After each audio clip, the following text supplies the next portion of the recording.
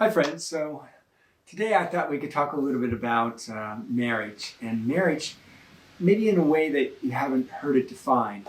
Marriage as a sacrament, but a sacrament of service. I remember this when I was listening recently to a talk by Father John Riccardo, and he reminds us that the seven sacraments are actually categorized into three boxes or three categories. There's the sacraments of initiation, which we know those. It's baptism and first communion and confirmation. And then there's the sacraments of healing, which is sacrament anointing of the sick, and also the sacrament of reconciliation, where healing from sins and the effects of sins. But it makes sense when we say that priesthood, holy orders, is a sacrament of service, because that's what we see our priests and our deacons and our bishops doing, serving other people. But marriage is in that same category. Marriage is a sacrament of service. And maybe we've heard that, and maybe we haven't heard it, or maybe we've forgotten it, or maybe this is new to us. Whatever the case may be, it's important to remember that marriage is a sacrament of service. Because if we forget this definition, this category, then we risk taking on other definitions and living our marriage in other categories that are contrary to how Christ instituted the seven sacraments and for what reasons, what purposes. He instituted marriage to be a sacrament of service. So let's look at this in a different way. Let's look at it as we all have seen lived out, maybe in our own family lives, maybe in our own lives, and certainly we've seen it lived out in the media and entertainment and with our neighbors next door. Fellow parishioners. Marriage is a union between two persons where they're coming together because they find a lot in common, compatible. They find a partner, a life mate, somebody who does something for them, makes them feel a certain way, gives something to them, right? Marriage is because I'm with this person and this person fulfills me. This person satisfies me. When I'm around this person, all is right. This person makes me a better person. I want to be with this person for all my life because of how we get along and we have similar beliefs and values. I mean, there can be a lot of reasons why people enter into marriage. But tied up in a lot of that, bound up in a lot of that, is what I'm getting out of marriage. What that other person is giving to me. What that other person is doing for me. How that other person makes me feel. But let's follow that down the rabbit hole, okay? Because we can go for 2 or 3 or 7 years or however long where things are going pretty well. I'm not talking about, we're not going to have some ups and downs and some bumps and bruises along the way and some disagreements and some adjustments that we're going to have to make and learning how to live with another person, not just myself, right? There can be some really good years there. But if we hang on to those definitions long enough, it indeed becomes a rabbit hole.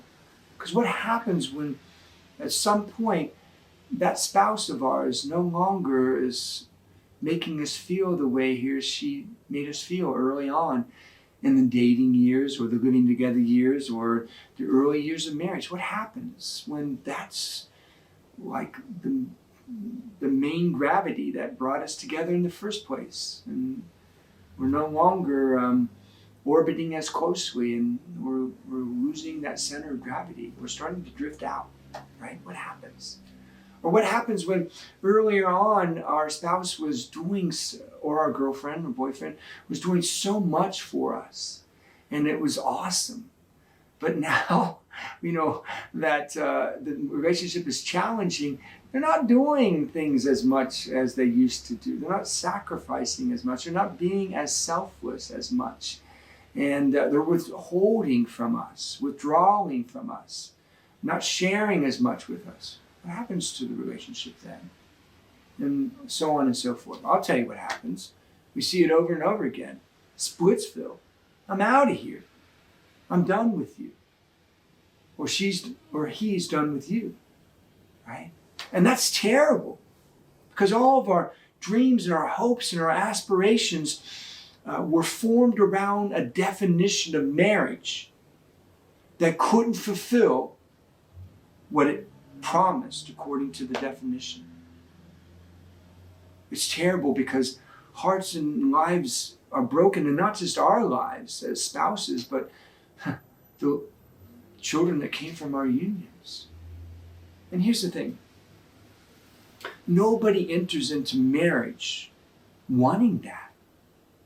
Everybody who enters into marriage wants happiness, wants to be together forever, wants to have a family, and wants it to be intact and healthy and holy even, and happy.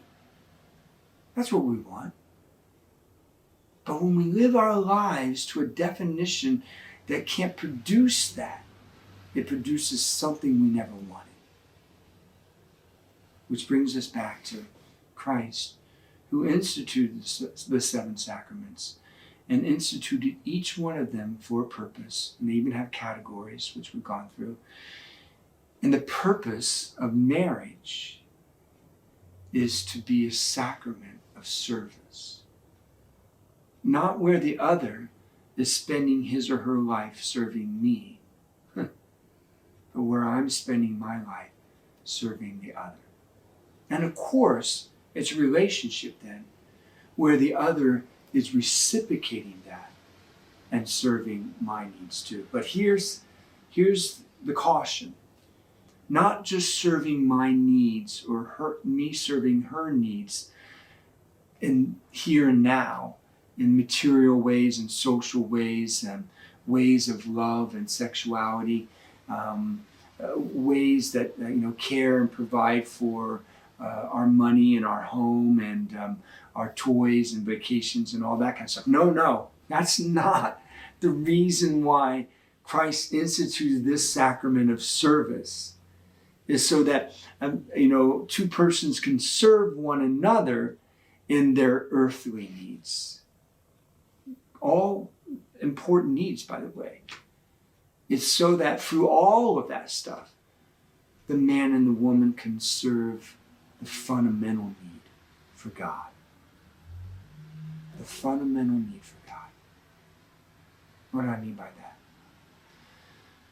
That man and woman are called together. It's funny, whenever I talk with couples and I ask them, why they're getting married or why they got married, it's for a lot of the stuff that we talked about already, according to that other definition.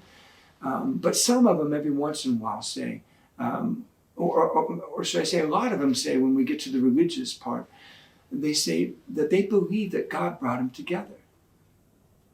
Well, the reason why God brought them together is so that that man can spend his life serving his wife by getting her ready for the life of heaven. And the wife can spend her life serving her husband so that she can get her husband to the life of heaven with God forever. So the sacrament of service that marriage is so that the two partners in this relationship can serve one another in a very specific way. Serve one another on the journey of salvation, on the journey to God. That's the definition and the purpose of the sacrament of marriage. And that makes sense then when we look at Scripture itself. Because really, Father John Riccardo, he says this, all of marriage, all of life, should I say, all of life is about a marriage.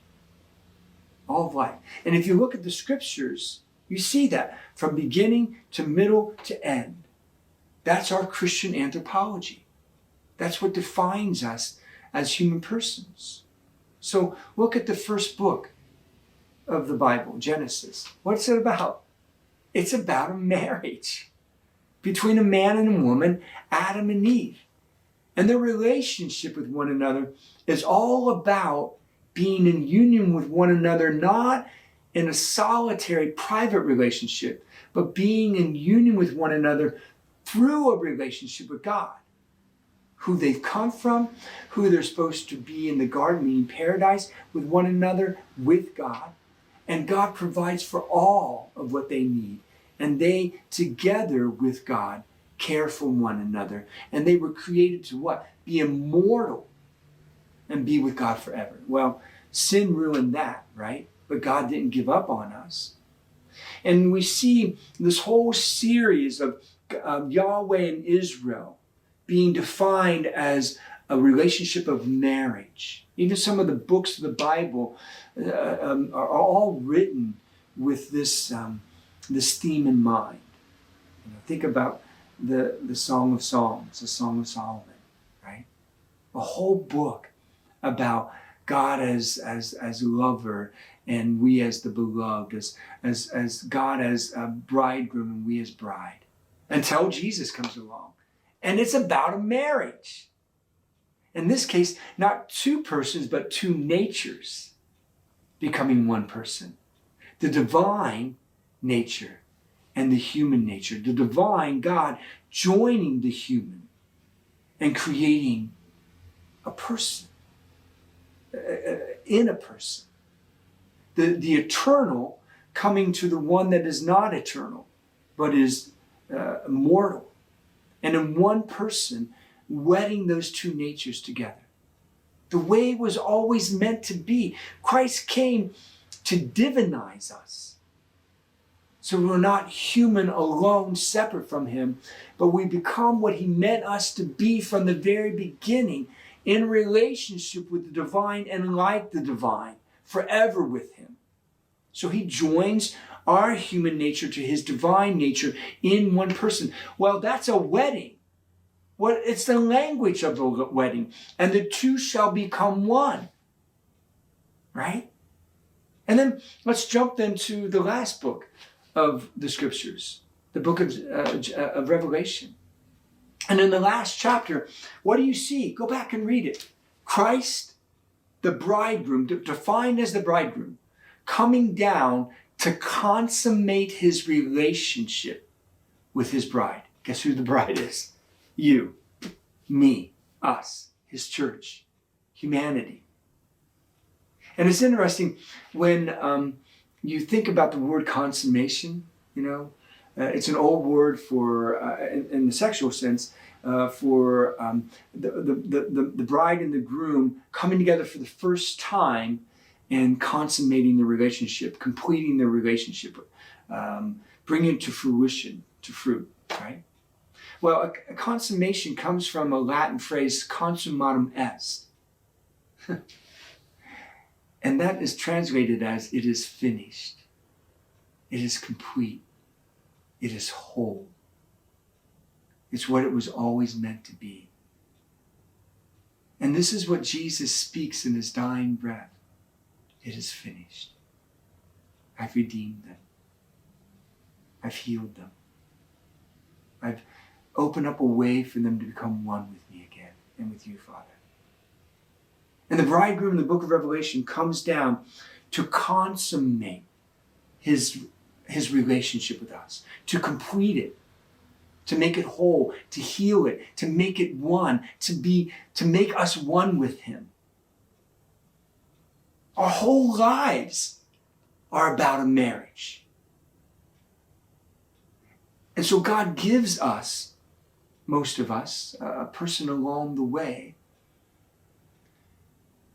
who helps us become one with him, who helps us to find our completion in him, to be healed in relationship with him, and ultimately to finish our relationship, to make it what it was always meant to be, in heaven. And so that's, with that definition of mind, that's the service that spouses are supposed to spend their lives giving to one another and getting from one another. But when we as partners in relationship don't know that definition and don't know the purpose of that sacrament of service, and we live out that other definition of marriage that can't fulfill the promise that Christ fulfills and attaches to the sacrament of marriage, then it makes sense that our marriages are falling apart, and in relationship with Him, our families are falling apart, and then generationally, we pass on this testament, this witness, this example to our children, and is it any wonder that many of our children don't even want to enter into relationships like that anymore, marriages like that. And that's why we see such a precipitous decline in people entering into marriage today. Why? Because that definition of marriage is a lie. And who wants to live a lie? And that's why we have to get back to the truth and the beauty of the truth. And Christ instituting all the sacraments and instituting specifically the sacrament of marriage as a sacrament of service so that we can live out and fulfill our married destiny with the bridegroom himself. We have to get back to living our marriages like that. And that's the reason why Christ gave His church to us. It's interesting. The church in the scriptures and throughout the generation is called the bride of Christ. So when we attach ourselves to a church, like a parish church, and we become members of that family, we become brides of Christ. Males, females, older, younger. We become brides of Christ. I mean, we live as a family where we teach one another and we witness to one another and we testify to one another how it is to be a bride of Christ, a spouse of our God. And we support one another and we protect one another and we inspire one another and we teach one another and we hold one another accountable and we journey with one another and we pour into the married couples, into the families that are among us so they can do that as a domus ecclesiae, as a home church. And then all of us together as the bride of Christ might at the end of our lives, each one of our lives, see Christ the bridegroom come to us and say to us, consummatum est. It is finished. Be healed. Be whole. Become the person I always created you to be. Be one with me. But before all that, He gives us someone who stands in His person to be our spouse, to be our bride, to be our groom along the way, to get us to our true spouse, who is God in heaven forever, and to bring us to what they can never give us alone, happiness and fulfillment. With Him, they can give us this. Without Him, they will only give us a lie. Let's live the sacrament of service, of marriage, and of priesthood together in a parish the way Christ intended it to be lived. Until next time, friends.